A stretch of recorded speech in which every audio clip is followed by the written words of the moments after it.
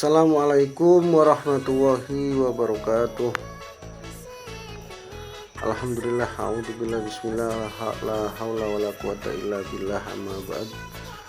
Yang terhormat Ibu dosen Turisif Widiawati, Magister Pendidikan selaku dosen pembimbing mata kuliah metodologi penelitian. Pada kesempatan kali ini saya selaku bagian dari kelompok 11 yang mana ada juga teman saya yaitu Bapak Abdul Aziz dan juga Ibu Konita akan menyampaikan, mempresentasikan pembahasan tentang penarikan kesimpulan dalam sebuah penelitian. Tujuannya nanti satu, dapat memahami pengertian penarikan kesimpulan dalam konteks penelitian. Yang kedua, yaitu bisa mengetahui prinsip-prinsip dasar penarikan kesimpulan. Dan yang ketiga, mampu menerapkan langkah-langkah penarikan kesimpulan berdasarkan data yang dikumpulkan.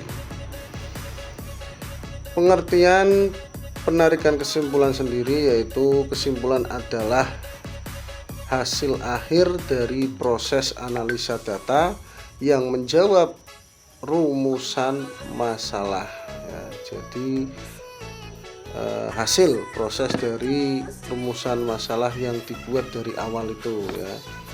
Yang kedua, dalam penelitian kesimpulan harus logis, objektif, dan berdasarkan bukti ya, jadi yang namanya kesimpulan harus sesuai logis atau saintifik ataupun bisa dikatakan objektif ya, sesuai objeknya, dan juga ada buktinya sesuai data penelitian.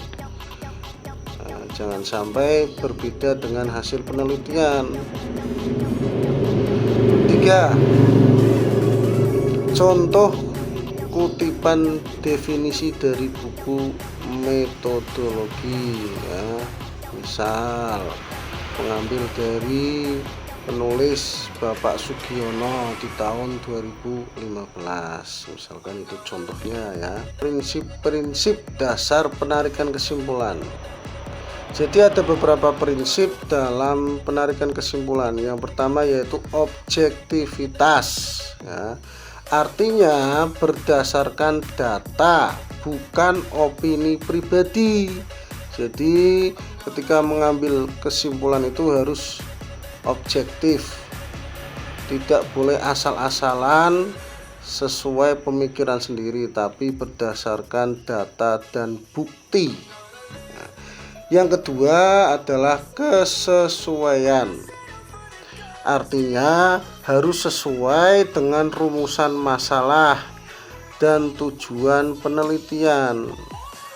Jadi kesimpulannya itu harus sesuai dengan rumusan masalah yang dibuat di awal dan tujuan penelitian yang dibuat di awal tadi ya. Jangan sampai berbeda arah dari rumusan masalah dan tujuan penelitian, maka jadinya tidak nyambung. Yang ketiga yaitu keterukuran.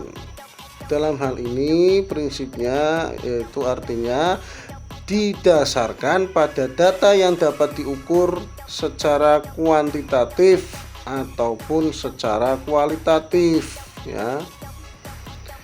Prinsip yang keempat yaitu rasionalitas, yang artinya masuk akal atau rasional itu masuk akal dan bisa dijelaskan secara logis, secara logika. 5.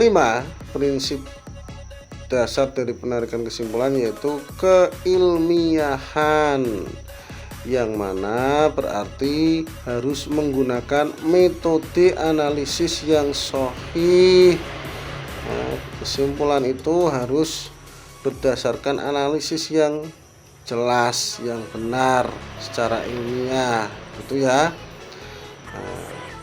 Mungkin itu dari saya, nanti akan dilanjut penjelasan oleh Pak Abdul Aziz terkait jenis penarikan kesimpulan dan seterusnya. Sekian, silakan kepada Bapak Abdul Aziz. Terima kasih Bapak Muhammad Hafidin. Selanjutnya kami akan menerangkan tentang jenis penarikan kesimpulan. Yang pertama ada induktif, merupakan proses menarik kesimpulan dari data lapangan menuju generalisasi atau teori. Penarikan kesimpulan ini cocok untuk penelitian kualitatif karena data yang diperoleh bersifat naratif, deskriptif, dan beragam. Adapun prosesnya, data diolah menjadi pola, kemudian pola dijadikan generalisasi, kemudian diambil kesimpulannya. Contoh, dari hasil wawancara terhadap 10 siswa, ditemukan bahwa mayoritas merasa tidak nyaman belajar daring karena sinyal buruk. Maka ditarik kesimpulan bahwa sinyal buruk menjadi hambatan utama dalam pembelajaran daring di wilayah tersebut. Kemudian ada jenis penarikan kesimpulan deduktif, yaitu proses penarikan kesimpulan dari teori umum menuju pembuktian secara empiris. Ini cocok untuk penelitian kuantitatif karena berangkat dari hipotesis yang diuji melalui data statistik. Adapun prosesnya, teori dijadikan sebagai hipotesis, kemudian diuji dan ditarik kesimpulannya.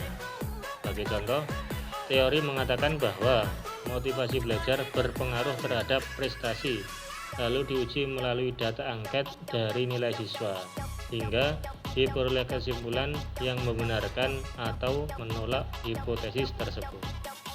Selanjutnya, langkah penarikan kesimpulan. Yang pertama, mengumpulkan dan menyajikan data, yaitu mengolah hasil angket, observasi, atau wawancara ke bentuk tabel, grafik, atau narasi. Yang kedua, mereduksi data, yaitu menyaring data yang tidak relevan, fokus pada informasi penting yang berkaitan dengan rumusan masalah. Kemudian menganalisis data, menggunakan teknik analisis statistik atau tematik sesuai pendekatan untuk mengolah data. Selanjutnya, menemukan pola atau kecenderungan, digunakan untuk mengidentifikasi hubungan, kecenderungan, atau kategori dari hasil analisis. Selanjutnya, menarik kesimpulan, yaitu menyatakan temuan utama dari data secara ringkas, padat, dan ilmiah. Kemudian yang terakhir, memastikan kesimpulan menjawab rumusan masalah, memastikan bahwa semua kesimpulan bersumber dari data dan sesuai dengan tujuan penelitian. Selanjutnya, contoh penerapan penarikan kesimpulan. Sebagai contoh, judul penelitian pengaruh motivasi belajar terhadap prestasi siswa. Kemudian rumusan masalah, apakah motivasi belajar berpengaruh terhadap prestasi siswa? Hasil analisis, hasil uji korelasi menunjukkan nilai R sama dengan 0,67, P di bawah 0,05. Kesimpulan, terdapat hubungan positif yang signifikan antara motivasi belajar dan prestasi siswa kelas 11 IPA SMA Negeri 1 Cirebon. Kesimpulan ini berdasarkan data dan menjawab langsung rumusan masalah.